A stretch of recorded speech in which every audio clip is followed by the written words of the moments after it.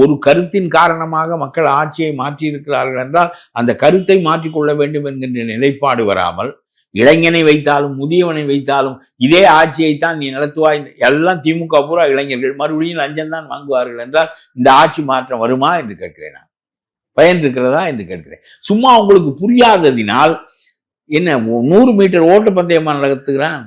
நீங்கள் முதியவர்களை விட்டு இளைஞர்களுக்கு 93 வயதில் ராஜாஜி சொன்ன கருத்தை 23 வயது பையன் சொல்ல முடியுமா? இது இந்த பத்திரிகைக்காரன் பாதி பத்திரிகைக்காரன் முட்டாள். அதான் பேசுறது. இளைஞர்களை மாறுதல் வேண்டும் என்று சொல். இளைஞனின் மூலம் மாறுதல் வேண்டும் என்றால் இளைஞனவை 33 வயதில் 3000 ஆண்டுகளுக்கான சிந்தனையை புத்தன் 33 வயதில் செய்தான். 33 வயது 45 வயது மந்திரிக்கு குடிபடுகிறதா? ஏதாவது விஜய்க்கு 50 வயது, 52, 58 வயது, 55 வயது ஆகிறது. இது என்ன 25 வயதா? நீ இளைஞன் என்று சொல்லிக் கொள்கிறாய். ஏன் உன்னால் செய்ய முடியவில்லை? தாவே கபூராவும் இளைஞர்களாகத்தான் இருக்கிறார்கள். இளைஞர்கள் என்றால் நடுவயது உடையவர்களாக இருக்கிறார்கள். என்ன செய்ய முடிகிறது?